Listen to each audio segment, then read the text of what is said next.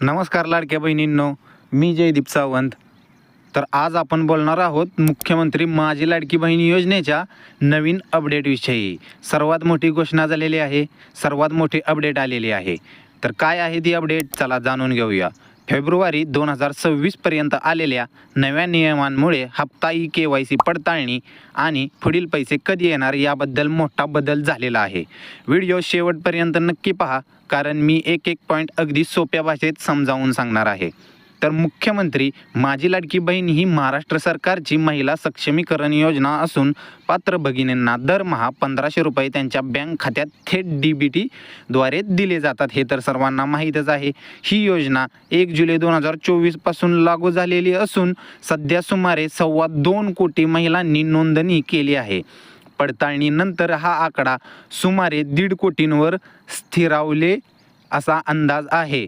1 जुलै 2024 पासून लाडक्या बहिणींना त्यांच्या खात्यात 18 ते 19 हप्ते मिळालेले आहेत.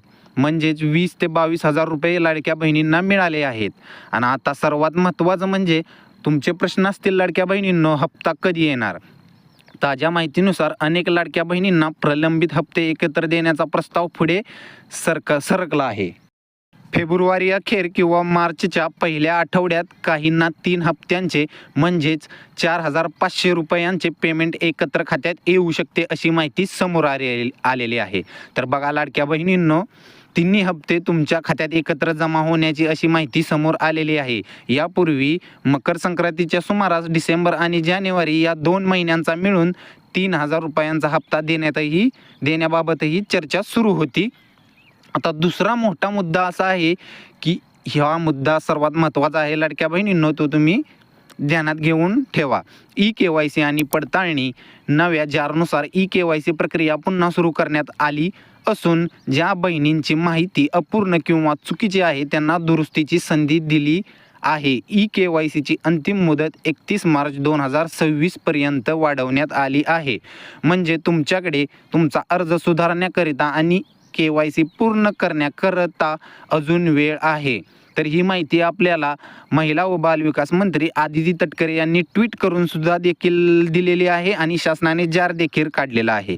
सरकारकडून सध्या मोठ्या प्रमाणावर पडताळणी सुरू आहे आणि पडताळणी पूर्ण झाल्यानंतर 1 एप्रिलपासून फक्त पात्र भगिनींच्याच खात्यात दरमहा 1500 रुपये जमा केले जाणार आहेत. त्यामुळे लवकरात लवकर जाऊन KYC दुरुस्ती करा. तुमची जर काही त्या ठिकाणी KYC करताना चूक झाली असेल तर. अनेक लाडक्या बहिणी विचारत आहेत की माझे पैसे अजून का आले नाहीत. याची काही मुख्य कारणे अशी असू शकतात. KYC पूर्ण न केलेले किंवा अर्धवट राहिलेले, त्या कारणामुळे तुमच्या खात्यात पैसे आलेले नसतील, किंवा आधार आणि बँक खाते लिंक नसणे किंवा DBT सक्षम न असणे. पडताळणी दरम्यान उत्पन्न, वय किंवा इतर निकषांमध्ये अपात्र ठरणे. म्हणून सर्वप्रथम तुमचे KYC, आधार, बँक लिंकिंग आणि DBT स्टेटस नक्की तपासून घ्या. आता तुमच्यासाठी सर्वात उपयोगाची गोष्ट पुढे काय करायचं. जवळच्या महा सेवा केंद्रात किंवा अधिकृत सुचवलेल्या सुविधा केंद्रात जाऊन तुमचे KYC पूर्ण करा किंवा चूक असेल तर सुधारणा करा. बँकेत जाऊन आधार सीडिंग आणि DBT सक्षम आहे की नाही ते तपासा.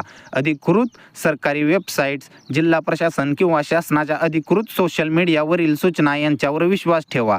व्हायरल मेसेजवर लगेच विश्वास ठेवू नका. तर मंडळी, हा होता लाडकी बहीण योजनेचा ताजा अपडेट. हप्ते 4500 रुपये मिळण्याची शक्यता मोठ्या प्रमाणावर दर्शवली जात आहे.